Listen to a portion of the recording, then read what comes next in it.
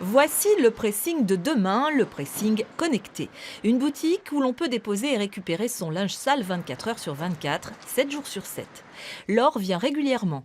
Il lui suffit de laisser ses vêtements dans un des casiers, de taper son code et le tour est joué. Vous avez entendu?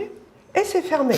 Suite à ça, je n'ai plus qu'à rentrer mon code afin que la personne qui viendra récupérer les articles sache exactement ce qu'elle va pouvoir récupérer grâce à ce code. Auparavant, chez elle, Laure s'est connectée sur le site de Ticaz. D'un clic, elle a indiqué les vêtements qu'elle allait déposer et les services souhaités. Je vais mettre en plus de recoudre le bouton Avant de payer en ligne.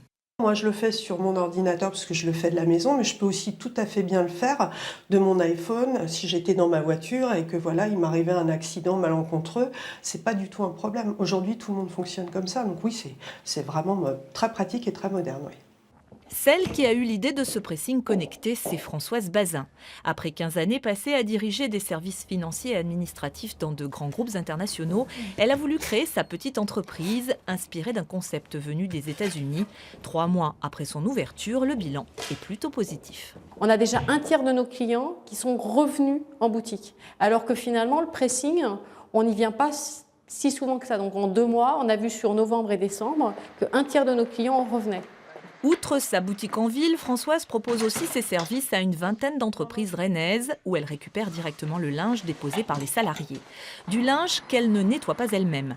Elle s'est associée avec un pressing des environs de Rennes, soucieux de la protection de l'environnement, labellisé Net et Nature. Nous, on voulait faire un pressing, mais un pressing qui a un impact environnemental le plus bas possible, quoi. Et ça explique aussi pourquoi nous, on roule à l'électrique, voilà, on ramène des cintres, par exemple, voilà. C'est tout ça. C'est pour ça que ce n'est pas de l'industriel, c'est vraiment de l'artisanat. Un concept qui devrait donc séduire les clients actifs et exigeants comme Laure, des clients qui au bout de 3 jours peuvent récupérer des vêtements tout propres en boutique ou dans leur entreprise. Et si ça marche, Françoise, elle, espère ouvrir des pressings connectés partout en France dans les prochaines années.